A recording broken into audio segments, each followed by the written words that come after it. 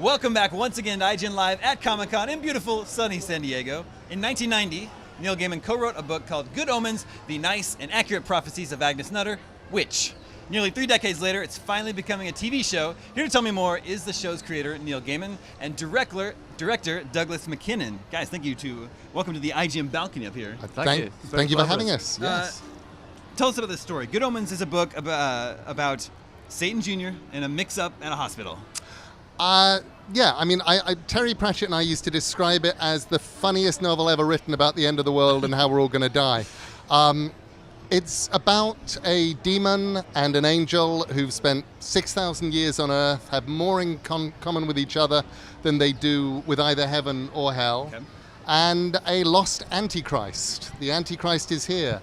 There was a mix-up in a hospital, the wrong baby went home with the wrong parents, and now we are 3 or 4 days before the end of the world, and they have to find the baby and sort things out. And the baby is now a nice 11-year-old kid. Right. The evil hellhound that was meant to pad by his side is a cute little dog. And we have all sorts of things. We have witch finders and witches. We have Atlanteans and Americans and aliens and other things that begin with an A. And 4 Horsemen of the Apocalypse. That sounds like a very good show. I'd like to see that. Would you like to see that? I'd like to see Would that. watch. Yeah. Is it something that you direct? I'd definitely direct that. Yeah. Given half a chance. Yeah. Oh, I have. Oh, that's good.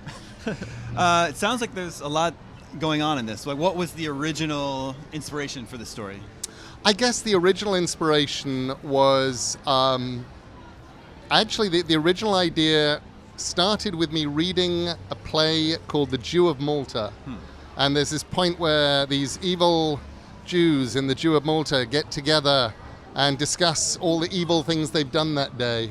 And I thought, really, what this scene needs is the one where they go, well, what did you do? And he goes, I planned to do evil, I just never got around to it. And that transmuted into the opening scene where 2 demons are waiting for the demon Crowley, and they are like, we must discuss the deeds of the day. I corrupted a politician. I made him think a tiny bribe would not hurt. And the other's like, I corrupted a priest. He saw the pretty girls in the sun and lust entered his mind. And Crowley's like, you're going to like this. I brought down every mobile telephone in London this evening. And the demons are like, what did that do? And Neil, they're going to watch the show. You don't have to tell them the whole story. Anyway, that was where it began, and the idea of just an Antichrist growing up as a good kid, and from there it just built and built. And Terry Pratchett and I wrote it in a mad 9 weeks. We did the first draft where we were on the phone to each other half the time and just reading out what we'd written, and the idea was, could we make the other one laugh? Is it really like 50-50, you and Terry? We liked to say that it was 90% me and 90% Terry. I got you. Good. And Douglas, had you read the story? Were you familiar with the story? I hadn't read the story before. Hadn't read it? No, I hadn't. No. So it was a joy to find it. And so I came to the story via the scripts first, and then took the book apart and became the third person to know the book and story as well as Neil and Terry. We've got an amazing cast. We've got Michael Sheen and David Tennant, John Hamm. It's not bad. Michael McCain. We're doing quite well.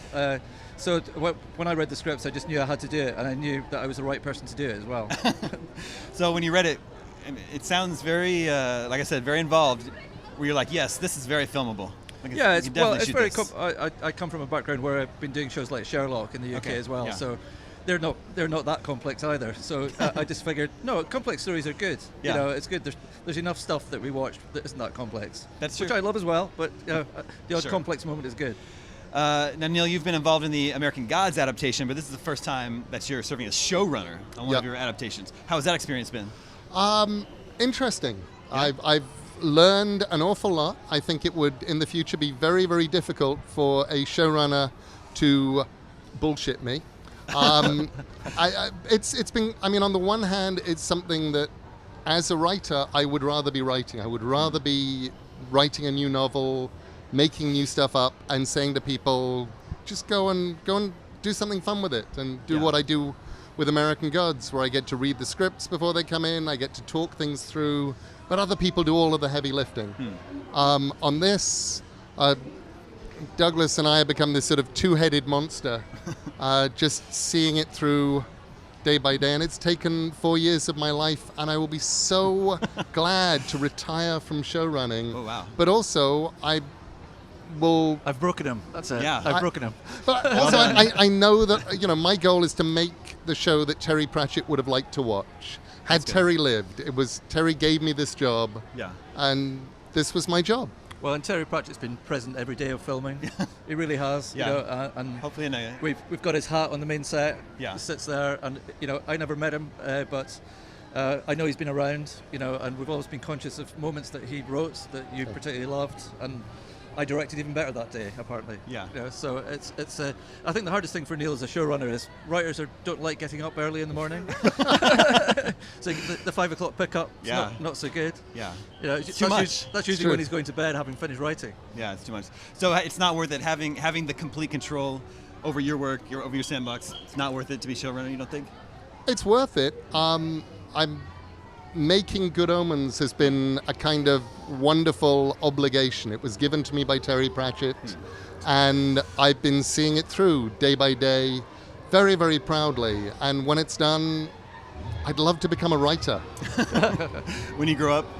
When I grow up, I'll be a writer. I watched American Gods. I enjoyed it very much. That show is very, very violent. What's the style of this show, of Good Omens? Very funny. This is more in the... It's not violent in the way that American Gods is violent. It's funny and dark. It's dark as well. It's dark. It's family It's viewing. about the end of the world. If you've got the kind of family that would get together and enjoy Sherlock, or the kind of family that would get together and enjoy Doctor Who, they'll like Good Omens. Have you expanded the story at all? Added anything new to it? Absolutely. Or- yeah. Terry Pratchett and I had discussed for years the idea of doing cool new things, and so John Hamm plays the angel Gabriel. I see. And there really aren't any angels in the book, but we wanted to bring them in, and the angels are just wonderful and awful. But the big thing that you've done in the writing, and obviously I've directed, is the relationship between Crowley and his airfield, between Michael Sheen and David Tennant, is expanded on from the book. And that's the goal that we've got. If you can imagine Butch and Sundance and Thelma and Louise all put in together, Okay. that's Michael and David's performance together. They're just remarkable. It's gold. It's treasure. That's great. Yeah. Okay, so Good Omens is coming to Amazon Prime next year. Next year? Do we have a premiere date yet? Not yet. Okay, well... We are As soon all as you do- exciting to... We're just trying to finish it. Right? Yeah. Get wrapped up. All right, very much looking forward to it. Gentlemen, thank you so much for coming by the IGN balcony. Pleasure. Thank you for Good fun. inviting us. Stay tuned. More to come from Comic-Con 2018 on IGN Live right after this.